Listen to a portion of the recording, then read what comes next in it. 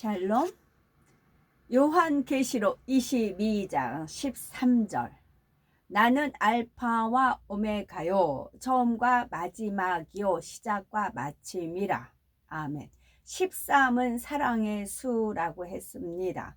나는 사랑이요, 사랑이요, 사랑과 사랑이요, 사랑과 사랑이라. 그런 이제 의미로도 저는 읽혀집니다. 하나님 은혜 가운데요. 나는 알파와 오메가요, 처음과 마지막이요, 시작과 마침이라.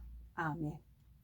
사랑을 사랑한 아버지 하나님께서 저한테 25년 전에, 그러니까 저의 삶을 전부 다 이제 펼쳐서 이렇게 이제 심판하실 때, 너는 사랑을 사랑한 아이다 그러셨어요. 사랑을 사랑한 아이다 그러셨지요. 요한계시록 강의 83번째, 알파와 오메가입니다. 요한계시록 12장 13절은 나는 알파와 오메가요, 처음과 나중이요, 시작과 끝이라 하였습니다. 13절을 보면 하나님의 속성에 대해서 세 가지 표현이 나옵니다. 원래 하나님은 시작이나 끝이 없으시지요. 영원 전부터 영원 후까지 존재하시며 무한한 공간 자체이십니다. 시간적으로도 공간적으로도 한계가 없으신 분이시지요. 그러면 굳이 하나님에 대해서 알파와 오메가, 처음과 나중, 시작과 끝이라 표현하신 이유는 무엇일까요? 영적인 의미를 모르면 이 세 구절이 다 비슷해 보입니다. 그러나 알파와 오메가, 처음과 나중, 시작과 끝은 각각의 구절에는 다른 의미가 담겨 있지요. 먼저 나는 알파와 오메가라 하셨습니다. 알파와 오메가는 헬라어 알파벳의 가장 첫 글자와 마지막 글자입니다. 영어로 말하자면 첫 자인 A와 끝자인 Z에 해당이 되며 한글 자음으로는 첫 자인 기역과 맨 끝에 희자에 해당이 되지요. 요한이 계시록을 기록할 당시에는 헬라 문명이 찬란히 꽃피고 있었습니다. 그러므로 본문에 알파와 오메가라는 것은 단지 헬라어만이 아니라 인류가 사용하는 모든 문자를 대표합니다. 인류는 문자를 가지고 생각을 표현하며 지식을 전달하며 문명을 발달시킬 수 있었죠. 그런 의미에서 알파와 오메가는 바로 지식의 시작과 끝을 말합니다. 문자는 인류 문명의 발전과 밀접한 관련이 있습니다. 문명이 발전하고 전수되기 위해서는 반드시 문자라고 하는 수단이 있어야지요. 한 세대에 뛰어난 지식과 기술이 있어도 이것을 기록할 문자가 없으면 후세까지 전수되기가 어렵습니다. 인류 역사상 뛰어난 문명들도 그 문명이 급속한 발전을 이루는 데에는 문자가 큰 역할을 감당했지요. 이러한 문자의 첫 글자와 마지막 글자, 곧 알파와 오메가는 이 땅의 모든 지식 혹은 문명의 시작과 끝을 의미합니다. 그러면 하나님께서 알파와 오메가, 곧 지식의 문명의 시작과 끝이 되신다는 말씀은 무슨 뜻일까요? 사람은 태어나고 성장하면서 부모와 교사, 서적과 각종 대중 매체 등을 통해 여러 가지 지식을 쌓아 나갑니다. 사람들은 이런 과정을 볼 때 사람이 스스로 지식을 습득하고 지식에 지식을 더하여 문명을 발달시킨 것이라고 생각할 수 있지요. 그러나 이런 지식과 문명의 시작은 근본적으로 창조주 하나님이십니다. 무엇보다도 사람을 창조하실 때 지식을 쌓아갈 수 있는 능력을 주셨지요. 하나님께서는 첫사람 아담을 지으신 후에 아담과 오랜 세월 동행하면서 진리의 지식을 하나하나 담아 주셨습니다. 이 지식을 마음껏 활용하여 펼칠 수 있는 뛰어난 지혜도 하나님께서 주셨지요. 에덴 동산에 살 때는 그 뛰어난 지식과 지혜를 활용하여 고도의 문명을 발달시켰습니다. 이런 문명들의 시켰습니다. 아담이 범죄하여 이 땅으로 쫓겨난 후로는 에덴 동산에 살 때 누리던 뛰어난 문명을 이룰 수는 없었습니다. 그래도 오늘날 사람들의 생각과는 달리 원시적인 석기 시대가 수백만 년 이상 흘러서 청동기 철기 시대로 발전한 것은 아니죠. 창세기 4장에 보면 이미 아담의 아들인 가인의 시대에 성을 쌓을 수 있을 정도로 지식이 있었습니다. 또 몇 대나 지나서 두발 가인의 시대에는 동철로 각양 날카로운 기계를 만들었다는 기록이 나오죠. 이렇게 아담 이후로 사람들은 지식을 계속 쌓고 문명을 발달시켜 왔습니다. 문명이란 인류가 쌓아온 모든 역사의 집약물이라 할 수가 있습니다. 수천 년 동안 수많은 사람들이 쏟아낸 모든 지식과 재능이 결집된 열매이지요. 이런 문명의 발달로 인해 과거에는 상상도 못했던 일들이 가능해지므로 사람들은 인간의 능력에 대해 자부심을 갖습니다. 앞으로도 문명이 계속해서 발달할 것이며 그만큼 삶의 질이 향상될 것이라고 생각하지요. 사람으로서는 도무지 접근할 수 없는 신의 영역이라고 생각했던 일들까지도 가능할 것이라고 기대하고요. 가령 생명체를 만들어내거나 질병이나 노화를 극복하여 영원한 생명도 얻을 수 있을 줄로 예측합니다. 그러나 인간의 지식과 문명이 한없이 발전해 나가는 것은 아닙니다. 아담을 창조하신 하나님의 계획 속에 문명의 시작점이 이미 정해져 있었던 것처럼 그 끝점도 분명히 정해져 있지요. 인류 역사의 모든 과정이 결국 창조주 하나님의 주권 아래에서 시작되고 끝이 나는 겁니다. 그러면 그 문명의 끝은 언제일까요? 7년 환란이 끝날 무렵이 되면 전쟁과 자연재해 등으로 인해서 모든 문명은 거의 소멸됩니다. 그래서 천년 왕국이 시작될 즈음에는 거의 원시적인 상태가 되지요. 긴 세월 동안 축적해 온 지식도 기술도 모두가 무너져 버리는 것입니다. 그러면 왜 창조주 하나님께서는 오늘날까지 인간에게 지식을 주시고 문명이 발달하도록 허락하신 것일까요? 이는 경작의 섭리를 위해서 필요했기 때문입니다. 하나님께서는 참 자녀를 최대한 많이 얻으려면 어느 정도의 기간 동안 인류 역사가 이어져야 하는지를 정확히 아셨지요.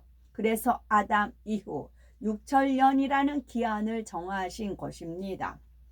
이렇게 긴 세월 동안 지면에 번성한 모든 민족들에게 복음을 전파하기 위해서는 문자와 문명의 발달이 꼭 필요합니다. 문자가 있어야 하나님의 말씀이 기록될 수 있고 후세까지 정확하게 전달될 수가 있지요. 또 문명이 발달해야 이 복음이 세상 구석구석까지 전파될 수가 있습니다. 이를 통해 사람들은 하나님이 누구시며 어떻게 찾고 만나야 할지 알 수 있지요. 이러한 경작의 섭리 속에서 하나님께서 문자와 문명을 허락하신 것입니다. 어리석은 사람들은 이런 사실을 깨닫지 못하므로 자신들의 좁은 지식과 경험 속에서 하나님을 부인하려고 합니다. 오히려 지식을 우상으로 삼아 하나님의 영역을 넘어서려고 하지요. 그러나 이런 일은 불가능합니다. 창세기 11장에 나오는 바벨탑의 사건을 떠올려 보면 아담 이후로 이 사건이 있기 전에는 온 땅의 언어가 하나였습니다. 함의 후손들이 바벨탑을 세워 하나님을 대적하고자 할 때도 모든 사람들이 같은 언어를 쓰고 있었기에 사람들을 쉽게 귀합할 수 있었지요. 하나님께서는 이 일을 막으시기 위해 언어를 민족마다 서로 다르게 하셨습니다.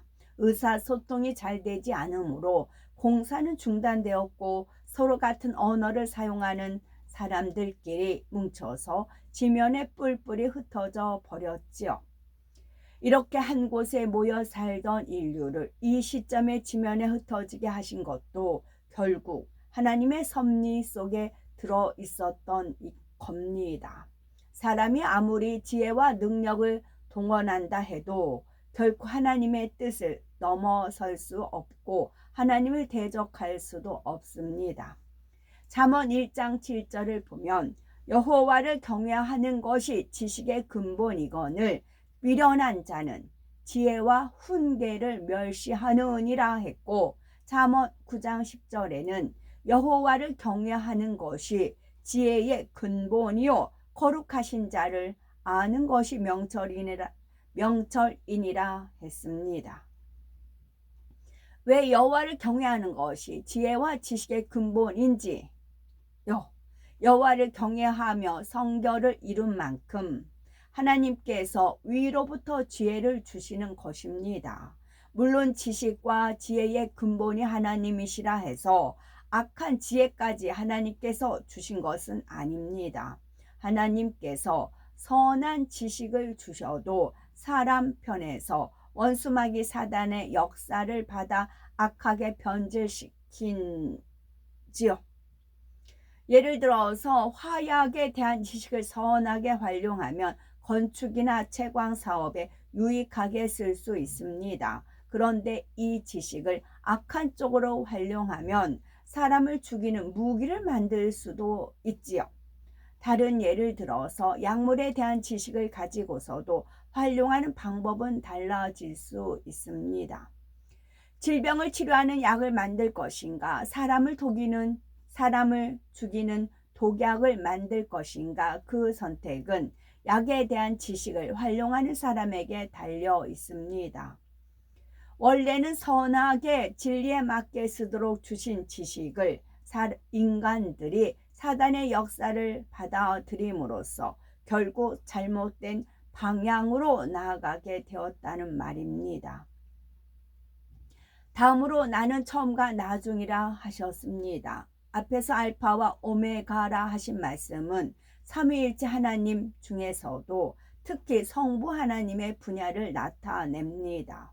인류의 모든 지식과 문명을 시작하게 하시고 마무리 지으시는 아버지 하나님을 표현하지요. 물론 알파와 오메가, 처음과 나중, 시작과 끝이라는 이 말씀들은 삼위일체 하나님께서 공통적으로 해당되는 표현이기도 합니다. 세 분은 근본 하나이시며 결국 한 마음 한 뜻으로 사역하시기 때문입니다. 그러나 아버지 하나님께서 굳이 삼위 곧 세 분으로 분리를 하신 것은 성자 예수 그리스도와 성령께서 각각 감당하실 분야가 있기 때문입니다.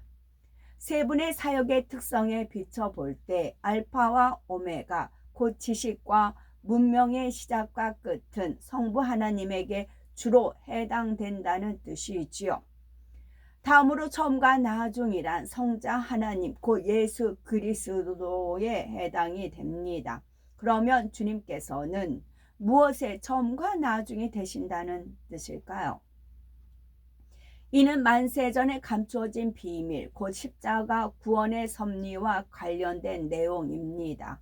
죄인된 인류를 구원하여 영생에 이르게 하는 사역에 있어서 주님께서 처음과 나중이 되신다는 뜻이지요. 첫사람 아담이 하나님의 말씀에 불순종하고 범죄함으로 인류는 사망의 길로 가고 말았습니다. 아담의 범죄 이후로 태어난 후손들도 원죄와 자범죄를 가진 죄인이었기 때문에 모두 사망을 당할 운명이었지요. 이런 죄인들을 살리기 위해 예수님은 십자가상에서 죽으셨습니다. 죄인들의 죄를 대신 지고 죽으셨지만 예수님은 죄가 없으셨기 때문에 사망 권세를 깨뜨리고 다시 살아나셨지요. 고린도전서 15장 20절에 보면 그러나 이제 그리스도께서 죽은 자 가운데서 다시 살아 잠자는 자들의 첫 열매가 되셨도다 했습니다. 이렇게 다시 사시고 부활의 첫 열매가 되셨는데 이것이 바로 처음의 의미입니다. 그런데 하나의 열매를 맺히면 그 안에는 생명의 씨가 있습니다. 그 씨가 땅에 떨어지면 싹이 나고 자라서 30배, 60배, 100배로 열매를 맺지요. 부활의 첫 열매이신 예수 그리스도께서는 이 땅에 오셔서 죽으심으로 무수한 열매를 맺으셨습니다. 골로새서 1장 6절에 이 복음이 이미 너희에게 이름에 너희가 듣고 참으로 하나님의 은혜를 깨달은 날부터 너희 중에서와 같이 또한 천하에서도 열매를 맺어 자라는 도다 했지요. 성결의 말씀, 성결의 복음을 듣고 생명을 얻은 우리도 바로 주님의 아름다운 열매들입니다. 그리고 열매된 우리들이 다시 이 땅에 뿌려진 생명의 씨앗이 되어 또 다른 많은 열매들을 맺고 있는 것이지요. 그래서 본문의 처음이라 하신 것은 주님께서 부활의 첫 열매가 되셨음을 의미합니다. 주님께서 생명의 부활로 나오셨기에 주님 안에서 묻 영혼들이 구원을 얻어 부활에 동참하게 되었다는 사실을 나타내지요. 그러면 예수 그리스도가 나중에 되신다는 것은 어떤 의미일까요? 이는 주님의 재림으로 인하여 인류 구속의 사업이 마무리되는 것을 의미합니다. 이 나중에 대해서는 데살로니가 전서 16에서 17절에 자세히 설명하고 있지요. 주께서 호령과 천사장의 소리와 하나님의 나팔로 진이 하늘로 쫓아 강림하시리니 그리스도 안에서 죽은 자들이 먼저 일어나고 그 후에 우리 살아남은 자도 저희와 함께 구름 속으로 끌어올려 공중에서 주를 영접하게 하시리니 그리하여 우리가 항상 주와 함께 있으리라 했습니다. 주를 믿고 먼저 죽어 무덤에 장사된 자들은 주님과 함께 공중으로 옵니다. 살아서 신랑 되신 주를 맞는 성도들은 후련히 신령한 몸으로 변화되어 주님의 품에 안기게 되지요. 이때가 바로 우리의 구원이 온전히 성취되는 때요. 인간 구원의 모든 섭리가 막을 내리는 날입니다. 마치 농부가 씨를 뿌려서 농사를 지은 후에 모든 곡식을 거두는 것처럼 주님께서 알곡된 영혼들을 거두시는 날이지요. 이처럼 재림을 통해 구속 사업을 마무리하시는 주님에 대해 나중이라고 표현하고 있는 것입니다. 그래서 우리 주님 처음이 되시고 나중이 되시고 부활의 첫 열매 처음이 되시고 또 나중이 되시고입니다. 다음으로 시작과 끝이라는 것은 삼위일체 하나님 중에서 성령 하나님에 대한 분야를 설명합니다. 그러면 성령 하나님께서는 무엇의 시작과 끝이 되신다는 말씀일까요? 이는 인간 경작의 시작과 끝을 의미합니다. 끝을 아버지께서 이제 저한테 어떻게 입력시켜 주셨냐면 옥시크린 그 광고가 있어요. 김혜수 씨인가요? 옥시크림을 빨래 끝 그러잖아요. 이제 옥시크림 표백제란 말이죠. 그러면 우리가 이제 죄성도 있고 그런 버리지 못한 육의 그런 것들을 다 이제 표백 깨끗이 하고 끝 하면 이제 주님이 오셔서 올라가는 옥시크린의 빨래 끝 그렇게 그 대목만 있어요. 이제 세월이 흐르면 그 의미가 이제 아버지 하나님께서 풀어주시고 제가 또 소화시키 있을 만큼만 알려주십니다. 그 뭐만 시작 하잖아요. 요이 땡 시작. 그리고 시작하고 그 다음에 끝. 빨래 끝. 두루마기를 빨아야 하잖아요. 두루마기를 빨고. 근데 너무 오래 흰색을 너무 오래 쓰면 누리끼리 하잖아요. 그럴 땐 표백제를 넣고 삶는다거나 그러죠. 그럼 뽀얀해지죠. 농부가 수고하여 농사를 짓는 것은 추수 때가 되면 알곡을 거두리라는 소망이 있기 때문입니다. 하나님께서 사람을 지으시고 인류 역사를 주관하시는 것도 알곡과 같은 영혼들을 얻기 위해서이지요. 선하시고 거룩하신 하나님을 닮은 영혼들, 중심에서 하나님을 사랑하는 참된 자녀들을 얻기 위해서입니다. 이런 참된 자녀들을 어떻게 얻을 수가 있을까요? 아담의 범죄 이후 인류는 죄에서 순종하는 죄에게 순종하는 죄의 종, 원수마귀 사단의 종이 되었습니다. 원래는 죄악이 없는 깨끗한 마음이었지만 원수마귀 사단의 역사를 받아들이는 만큼 마음이 점점 죄악으로 더럽혀졌지요. 미움, 혈기, 시기, 질투, 간음, 욕심, 교만 이런 육의 속성들이 마음이 하나하나 심겼습니다. 하나님께서 원하시는 대로 참된 자녀가 되려면 우리가 이런 육의 속성들, 죄성들을 뽑아버리고 원래의 깨끗한 마음을 회복해야 합니다. 깨끗한 마음을 이루고 그 마음에 하나님을 닮은 영의 속성들을 심어 나가야 하지요.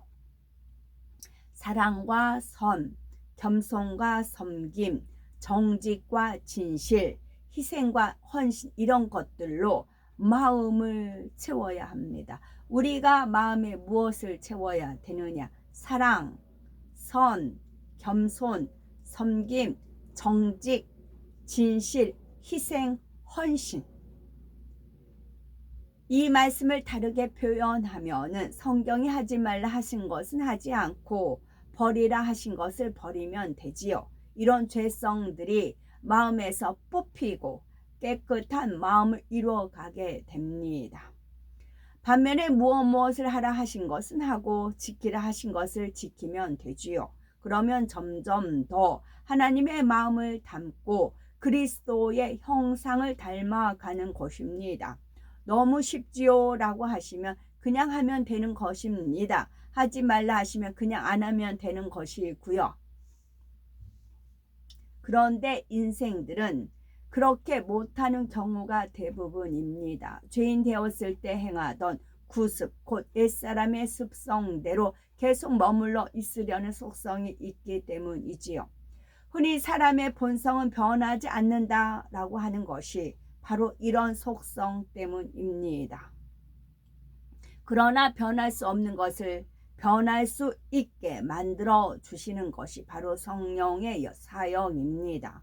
스가랴 4장 6절에 만군의 여호와께서 말씀하시되 이는 힘으로 되지 아니하며 능으로 되지 아니하고 오직 나의 신으로 되느니라 하셨습니다. 사람으로서는 할 수 없는 일도 성령의 능력으로는 할 수가 있습니다. 성령은 먼저 마음의 문을 열고 주님을 영접한 자녀들에게 내주하셔서 구원받을 수 있는 믿음을 주십니다. 이것이 바로 성령 받는 것이고 하나님의 자녀로 거듭나는 출발점이지요. 성령을 받으면 성령의 역사 속에 기도할 수가 있고 하나님의 말씀을 깨우칠 수가 있습니다. 또 들은 말씀대로 행할 수 있는 힘을 얻지요. 사람이 하나님의 말씀에 불순종할 때는 자기 안에 성령께서 애통하시는 것을 느낌으로 마음이 공고해집니다. 반면에 순종할 때는 성령께서 기뻐하심으로 자기 마음에도 기쁨과 은혜가 넘치게 되지요.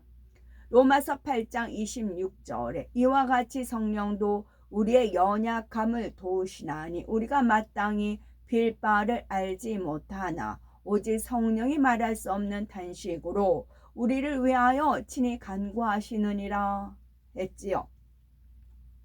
이처럼 성령께서는 우리를 대신하여 간구하심으로 변화될 수 있는 은혜와 능력을 입게 하십니다.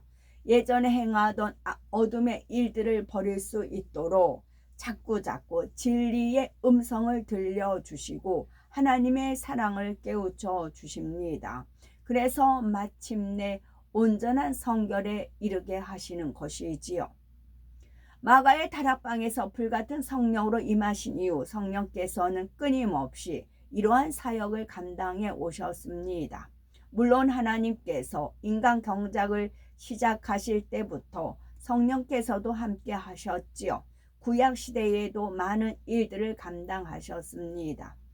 그러나 성령의 사역에 있어서 더 중요한 분야는 신약 시대에 들어와서부터 본격적으로 시작된 것입니다.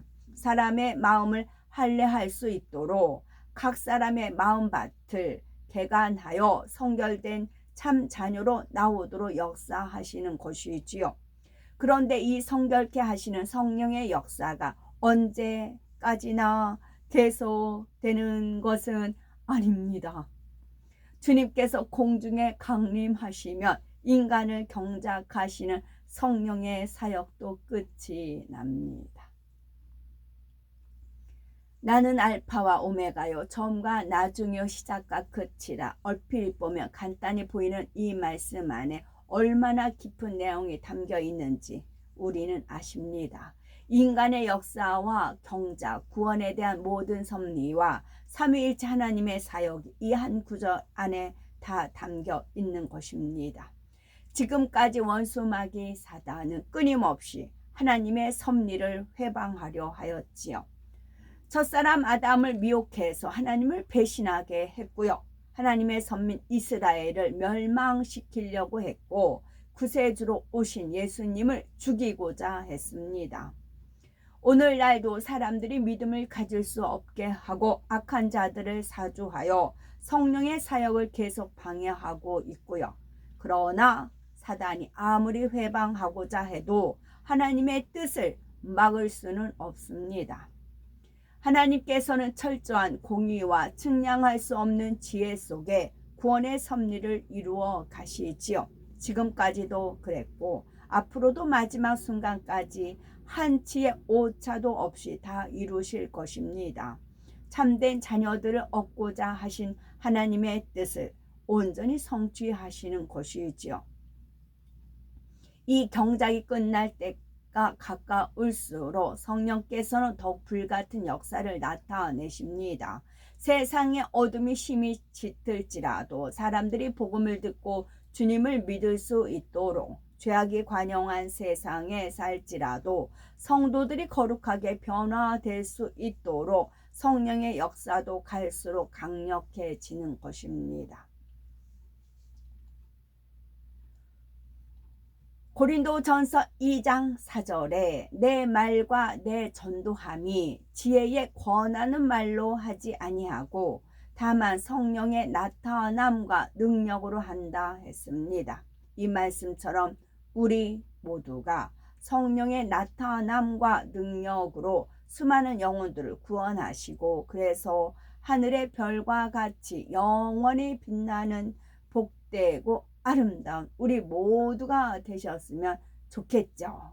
아멘. 샬롬.